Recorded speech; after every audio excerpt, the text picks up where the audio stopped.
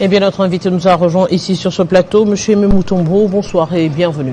Merci beaucoup, Madame Arlette Boutella. Ça fait toujours un plaisir quand on nous invite ici sur TV50 pour essayer d'analyser l'actualité dans ses diverses facettes.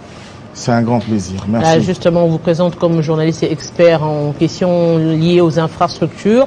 Dans ce secteur où vous êtes spécialisé avec une émission d'ailleurs spéciale que vous animez sur la chaîne nationale, la RTNC. Aujourd'hui, nous allons parler avec vous en tant qu'analyste. Vous êtes sur terrain, vous avez notamment été sur terrain dans beaucoup de projets en ce qui concerne la question des infrastructures, mais d'ailleurs, d'ensemble comme ça, on va ici parler du bilan du président de la République.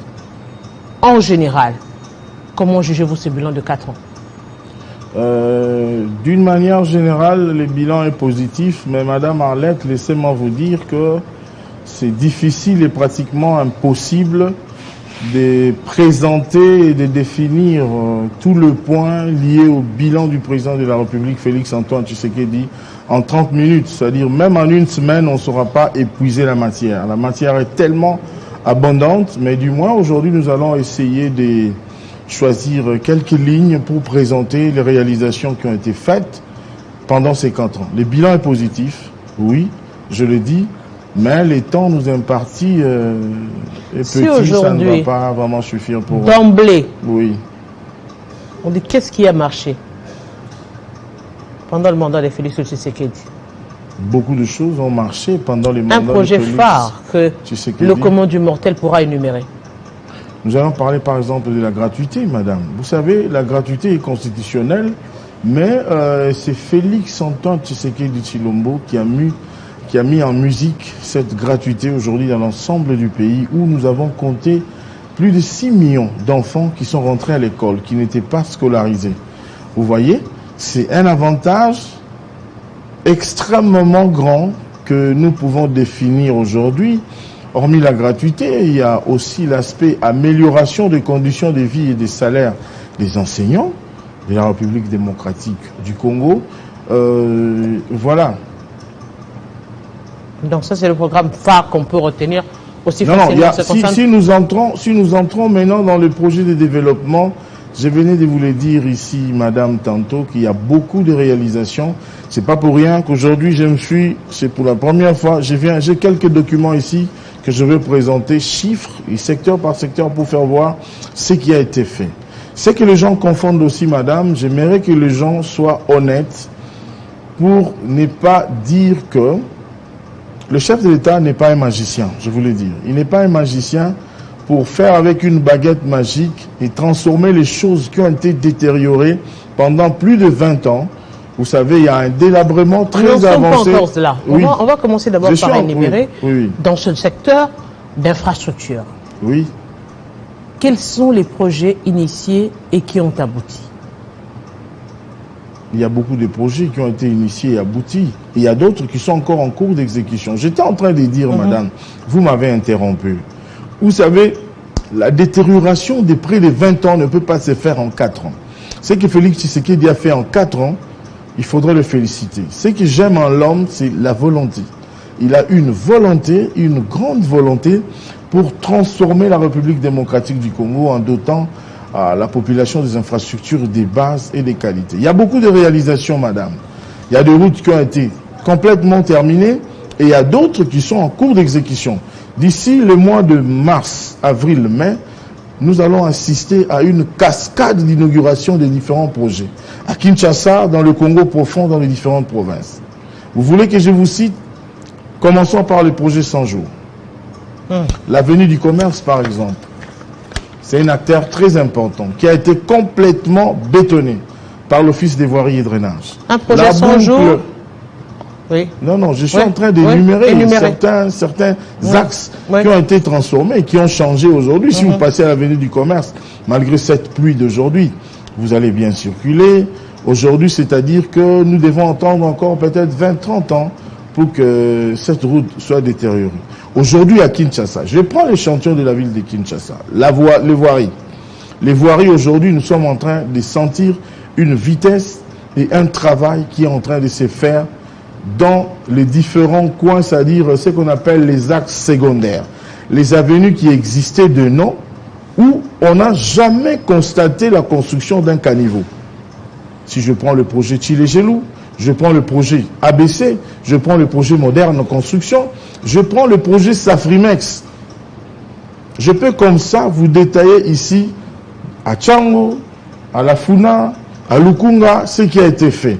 C'est comme ça que je vous ai dit, madame, j'insiste, c'est que le temps, c'est vrai, on va commencer ici, on va chercher un autre numéro pour présenter point par point et secteur par secteur par rapport à ce qui est fait. Le bilan est positif. Aujourd'hui, si on doit prendre seulement cette question d'infrastructure, oui, on parle un peu plus de détournement, de travail mal accompli ou de travail non accompli. Le problème, ça fait aussi partie de ce bilan infrastructure. Les problèmes, si on prend les oui. 100 jours, on sait qu'il y a eu des gens, dans le projet 100 jours en général, on sait qu'il y a eu des gens qui ont été emprisonnés sur cette question, qui ont été libérés ensuite, dont la suite des travaux ne s'est pas faite.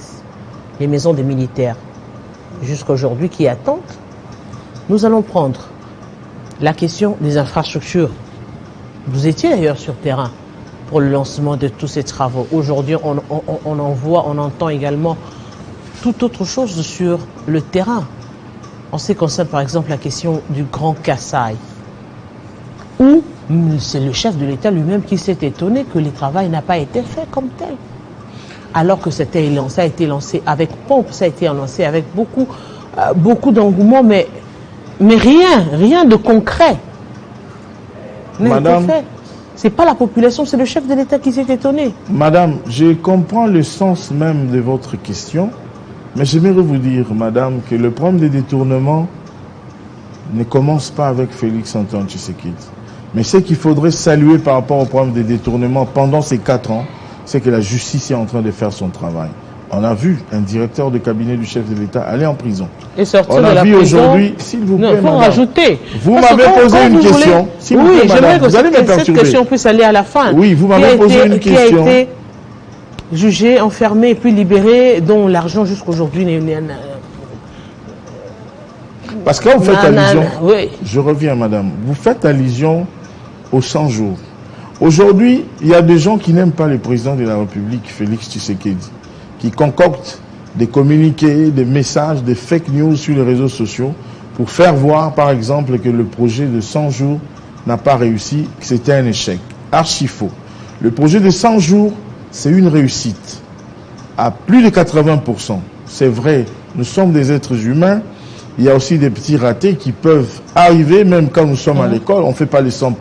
Non, mais je vous dis, laissez-moi ouvrir, laissez-moi, s'il vous plaît, madame. Je vous laisse. Les détournements, oui, ça n'a pas commencé à l'époque de Félix Antoine Tshisekedi Tshilombo. On a compté beaucoup de détournements à l'époque du sénateur à vie, à l'époque où il était président de la République. Mais il y avait l'impunité.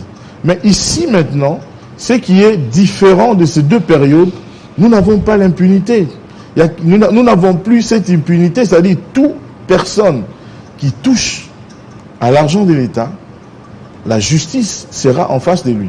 Je salue ici, permettez-moi d'ouvrir une petite parenthèse pour saluer le travail que l'IGF, l'inspecteur Jules Alinguetti est en train de faire, un travail exceptionnel. Félicitations, M. Jules Alinguetti. Aujourd'hui, mandataire, comme membre du gouvernement de la République démocratique du Congo, toutes ces personnes ne travaillent plus comme leurs collègues travaillaient hier. Ils ont peur parce qu'ils savent que si je touchais même à $1 de l'État, j'aurais des problèmes avec la justice. C'est vrai, ils vont là-bas, mais il y a eu des choses qui se sont réalisées. Aujourd'hui, le projet de 100 jours, madame, est une réussite. Si vous voyez les sauts de moutons aujourd'hui, je suis en train de vous répondre. Le projet de 100 jours est fini. Parler de réussite, c'est aussi parler de délai. Nous sommes en train de parler du bilan du président de la République pendant ces 4 ans. Du 24 janvier 2019, 24 janvier 2023. C'est de ça que nous sommes en train de parler. C'est-à-dire nous analysons depuis la jeunesse pour arriver jusqu'à nos jours aujourd'hui. Il y avait des projets dans ces 100 jours qui étaient prévus pour les 100 jours. Et il y avait d'autres projets qui étaient prévus pour les 6-8 mois d'après. Vous comprenez, madame? Une petite nuance pour éclairer les choses. Donc, c'est ça. Si nous voyons des sauts de moutons aujourd'hui, il y a des écoles qui ont été construites dans le cadre de 100 jours. Il y a des hôpitaux qui ont été construits dans le cadre de 100 jours. Ça, les personnes qui n'aiment pas la République ne montrent pas ça en exergue. Ils cherchent toujours la petite mouche. Là où peut-être il y a une petite tâche, c'est là où eux, ils cherchent à enfoncer le clou et à dire deux choses. Le projet 100 jours, c'est une réussite. Il y a tellement d'éléments, si nous mettons à les énumérer ici, on n'aura pas assez de temps. La suite de votre question, c'était quoi, madame? Il y avait les projets Tchilé-Gilou, il y avait les projets, tous ces projets lancés au niveau du Grand Kassai. Oui.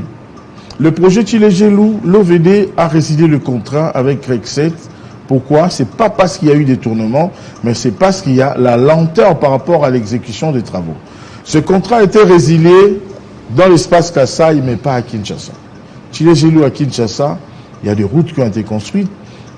Vous le savez, nous avons... Justement, lorsqu'on parle justement de tous ces projets, c'est aussi par rapport à la passation de marché. Aujourd'hui, madame, permettez-moi d'achever l'idée que j'aimerais vous présenter aussi aux téléspectateurs qui sont en train de nous suivre. Vous savez, madame, on a voulu faire croire que le président de la République était fâché, qu'il n'y a rien qui se faisait dans les Kassai. Archi faux.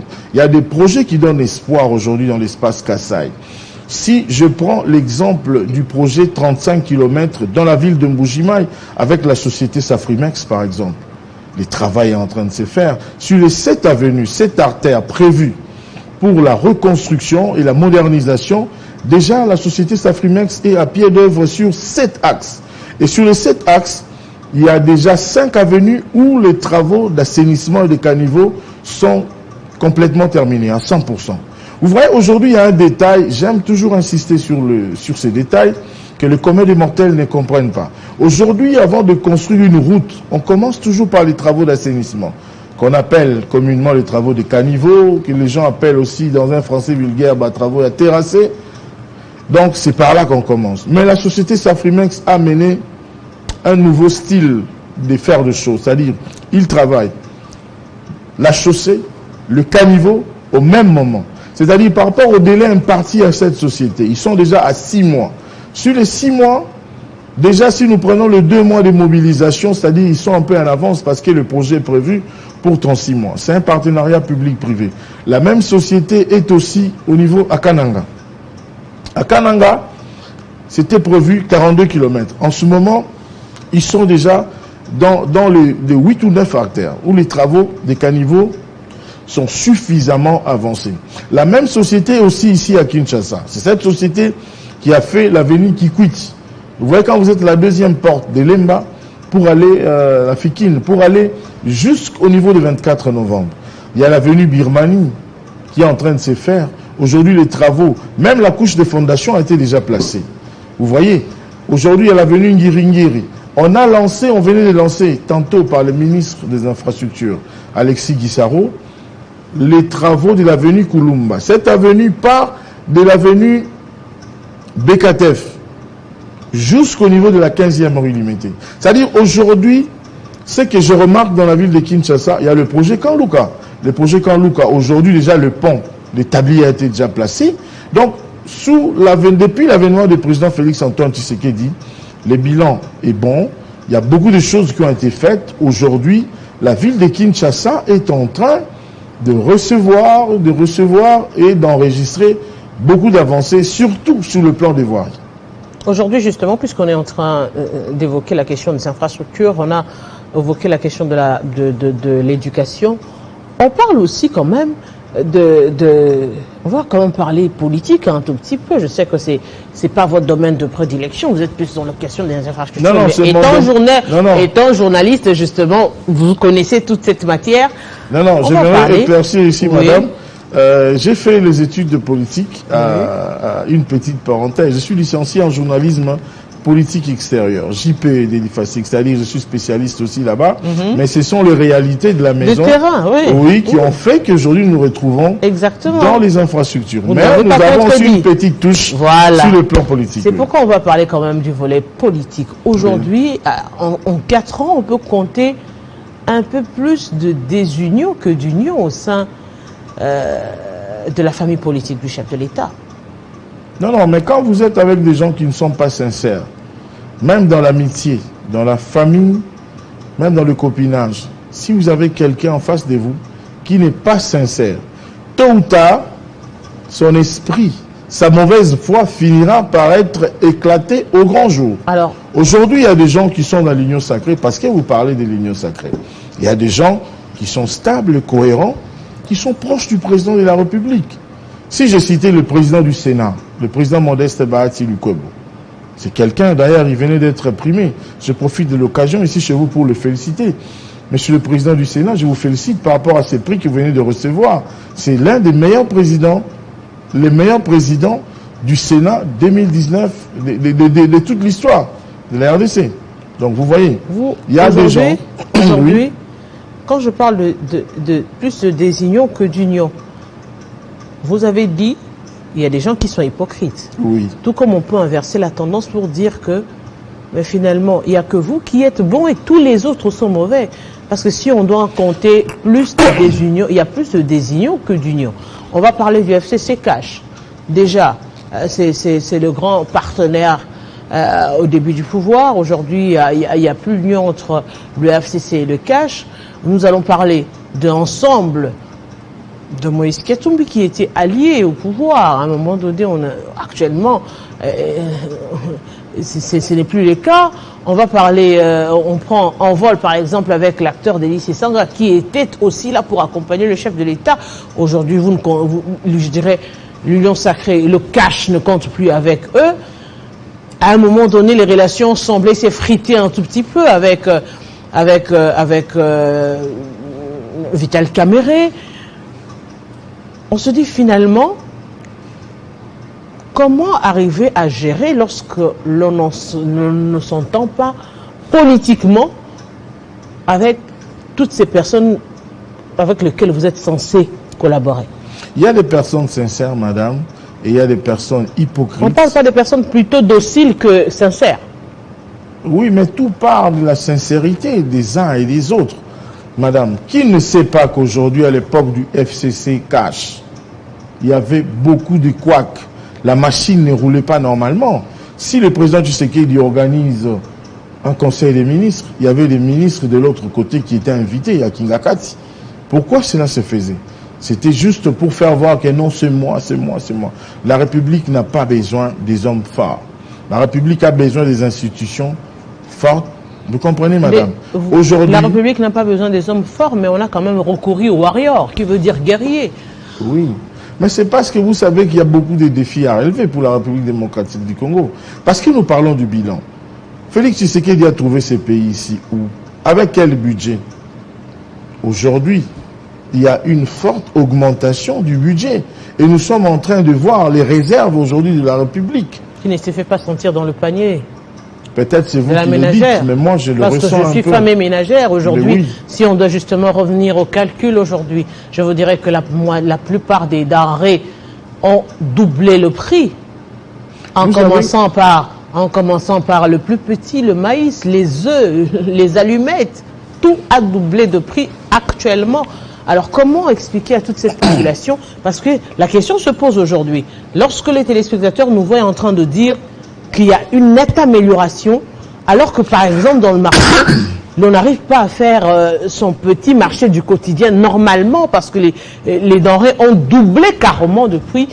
Comment arriver à expliquer ça, à faire comprendre ça à la population? C'est un peu l'histoire de cadre macroéconomique avec Matata Ponyo qui n'arrivait pas à convaincre la population également sur ce qu'il disait théoriquement et les réalités sur terrain.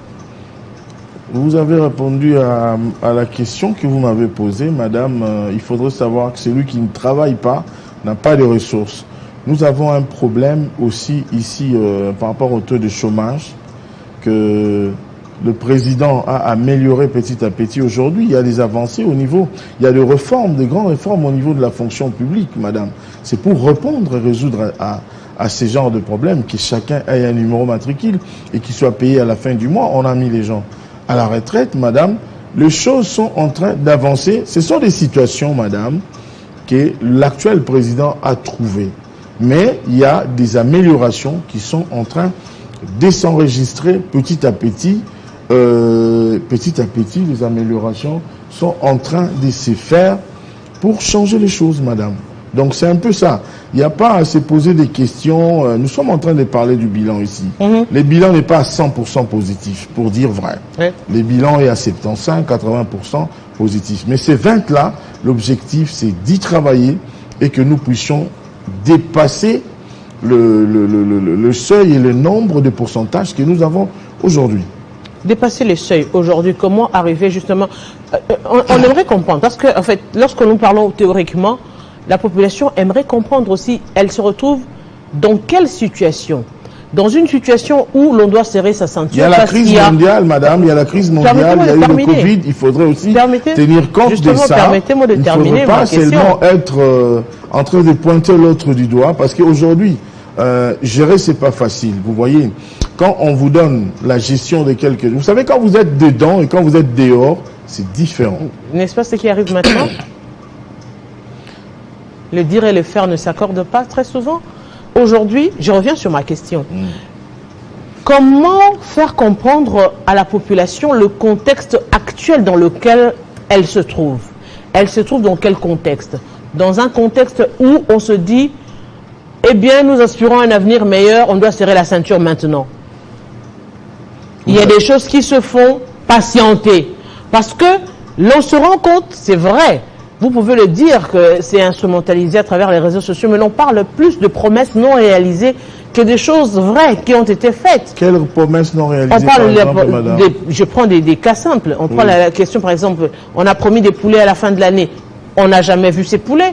On a promis du poisson qui allait baisser de prix. On n'a jamais vu ce poisson. C'est des choses que la population attend.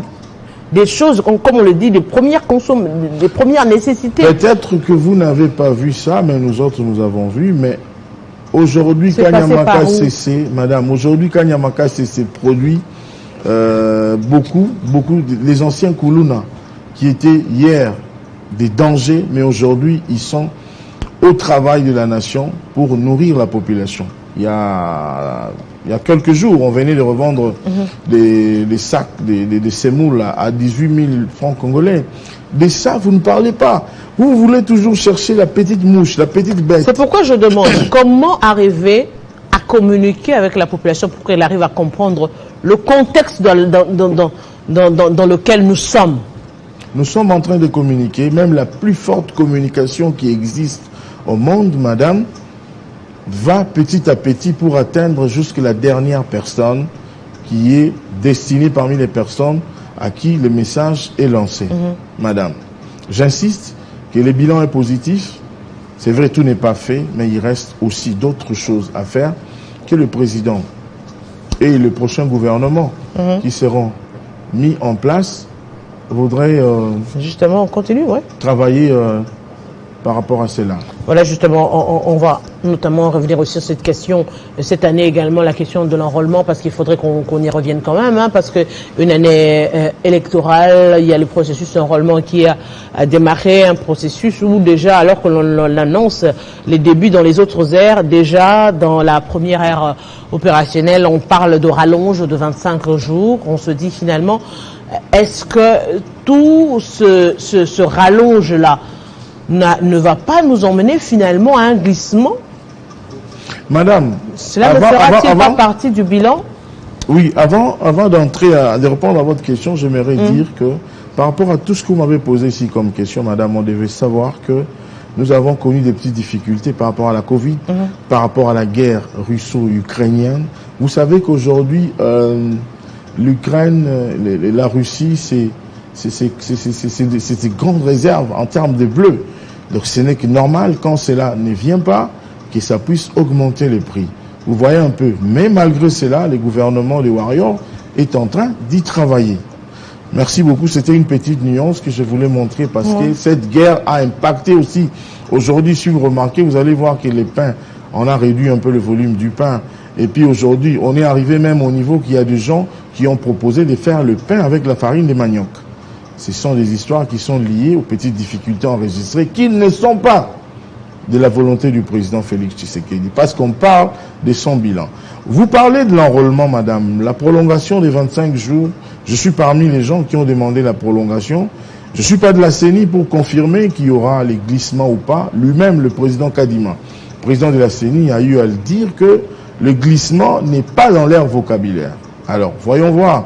On a prolongé, c'est bien, mais nous demandons aussi à la CENI de renforcer les machines pour permettre que nous puissions atteindre le nombre d'enrôlés normal qu'on voudrait atteindre les 18 millions. 7 000 déjà, ça fait 7 millions, ça fait déjà 37% et demi, c'est bon. Et parce que vous savez, dans d'autres aspects des choses et dans d'autres secteurs, plus vous avancez, plus la machine roule rapidement. C'est même quand vous êtes sur le volant. Donc c'est par rapport à ça, et je profite de votre micro pour lancer un appel aux différentes populations qui sont en train de nous suivre aujourd'hui. Le Premier ministre est dans le Haut-Katanga, il est descendu pour sensibiliser et lancer l'opération de la deuxième ère. Par rapport à ça, allez vous enrôler massivement, mesdames et messieurs. Bino Bozo Landabisobo, Kendeko s'enrôler massivement pour avoir le droit. Il y a qu'à lire, il y a qu'à ponami kondi, oh, il va vous diriger prochainement. Il ne faudrait pas dire qu'il n'y a qu'à et demain, vous serez la première personne à dire, voilà, mi kondi, on a voté à Bangote. Non. Le vote, c'est un droit, c'est un devoir civique que chacun de nous, celui qui n'est pas encore allé pour se faire enrôler, qu'il aille pour se faire enrôler et récupérer d'abord pour la première ère et même pour ceux de la deuxième ère. Ils doivent aller massivement. Et c'est ici pour moi aussi, madame, l'occasion de condamner, c'est toujours par rapport à ces activités, les actes de barbarie perpétrés au Grand Katanga avec la vandalisation du siège des AVC, Autre Vision du Congo, le parti de Didier Boudimbu.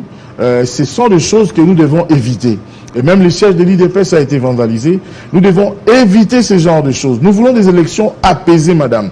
Vous savez mon grand souci sur lequel, quand la CENI va proclamer pour dire que voilà, est élu président de la République X, que Y prenne le téléphone pour appeler et dire X, félicitations, vous avez gagné les élections. Tout dépend du message que les partis politiques vont communiquer aux différents militants. Mais les partis politiques... Parce qu'ils ont un devoir d'avoir un discours cohérent, un discours pacifique, un discours non tribaliste, comme le veut le chef de l'État d'ailleurs, pour justement rassembler les gens et montrer que la question politique n'a rien à voir avec le vivre ensemble.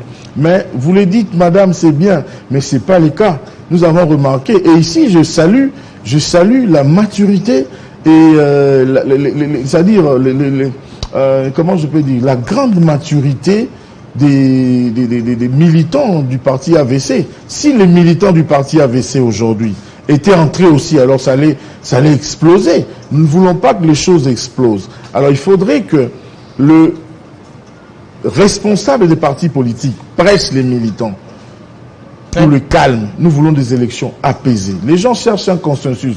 Il y a d'autres qui refusent d'aller s'enrôler. C'est de leur droit. On ne peut pas le refuser, c'est leur droit.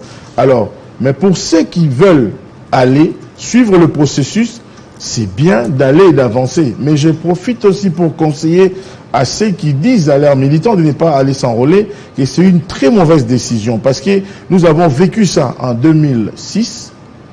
La machine a continué, l'UDPS a refusé d'aller aux élections.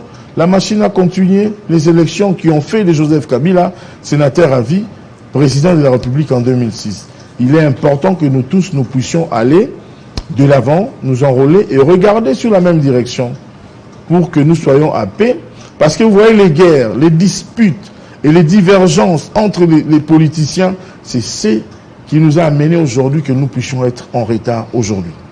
Alors, on va terminer avec vous, oui. Puisque nous sommes à la fin, brosser succinctement toutes les questions, notamment sur les questions liées à la diplomatie, les questions liées par exemple à la coordination, parce qu'il faudra le dire, on continuera de parler de l'insécurité, la question de la sécurité, la guerre, la guerre à l'est de la République démocratique du Congo, qui continue quand même, il faudra le dire, au-delà de tout, de toutes les diplomaties entamées, tout ça, les questions diplomatiques, mais on va aussi quand même parler de ce projet de développement qui est lancé, on le voit à travers les médias, qui est lancé dernièrement, j'ai vu dans le là-bas, le programme de développement de 145 territoires. Oui, avant d'arriver au programme des 145 territoires, madame, vous savez que parmi le bilan, parmi les éléments qui ont fortement marché aujourd'hui, nous devons saluer la forte diplomatie de Félix Antoine Tshisekedi Tshilombo. Aujourd'hui, on a levé l'embargo. Nous pouvons acheter des armes sans pour autant informer. Vous voyez aussi. Donc, aujourd'hui, il y a toute la communauté internationale qui ont condamné les Rwandais. Aujourd'hui, on les cite nommément, que c'est le Rwanda qui est caché derrière le M23. Quand on parle du M23, c'est le Rwanda qui est derrière. C'est le Rwanda qui alimente les États-Unis, la France. Aujourd'hui, c'est par rapport à une forte diplomatie que Félix Tshisekedi a mis en place aujourd'hui en République démocratique du Congo. Il y a beaucoup d'avancées, madame.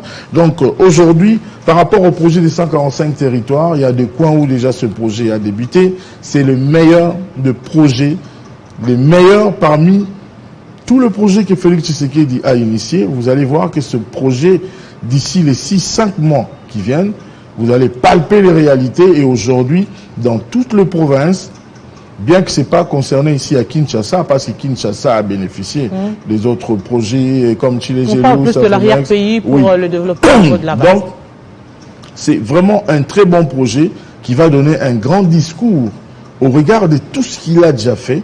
Et ce projet va lui rajouter encore un discours, il va lui donner les éléments de langage, parce que, madame, qu'on se le dise aujourd'hui, par rapport aux statistiques sérieuses qui ont été menées, il n'y a aucun candidat qui pourra battre Félix Tshisekedi au prochain. On le verra lors du dépôt des candidatures, justement. Donc, ça reste encore à déterminer. Ça reste encore non, parce qu'il a un bilan, madame. Félix Tshisekedi a un bilan, un grand bilan à défendre aujourd'hui au regard des différents projets réalisés, non seulement à Kinshasa, mais à travers tout le Congo. Et parmi cela, pour chuter, madame, j'aimerais dire qu'il y a des gouverneurs qui se sont démarqués aujourd'hui, même pas à 100%, mais qui se sont démarqués à travailler selon la vision du président. J'ai cité le gouverneur Jean-Tiningo Bilambaka, celui de Kinshasa. Aujourd'hui, oui, il y a des réalisations. J'ai cité le gouverneur Jacques Yaboula Katwe, Wandani, Léo Katanga. Aujourd'hui, j'ai fait 2 mois là-bas et j'ai vu des routes, des qualités qui ont été construites. On va revenir sur cette question du gouverneur. En tout cas, je veux vous inviter pour une émission spéciale sur la question pour terminer, des gouverneurs. Madame Fifi Masuka, dans le lot là-bas. Ces 3-là, nous avons jaugé un peu, nous avons vu que ces 3, Jean-Tiningo Bila, Jacques Yaboula et Madame Fifi Masuka, ils travaillent vraiment sur la vision. Ce n'est pas parce qu'ils prennent le temps de communiquer suffisamment. On aura toute une émission en ce qui concerne les gouverneurs. Du moins, je vous dis grand merci d'avoir été de notre sur ce plateau. Aimé Mutombo, journaliste. Merci beaucoup, madame. Voilà, mesdames les téléspectateurs, on va rester sur le bilan de Félix Tshisekedi. Cette fois-ci, pour avoir M. Jeannot Lompempe, lui qui ne partage pas cet avis.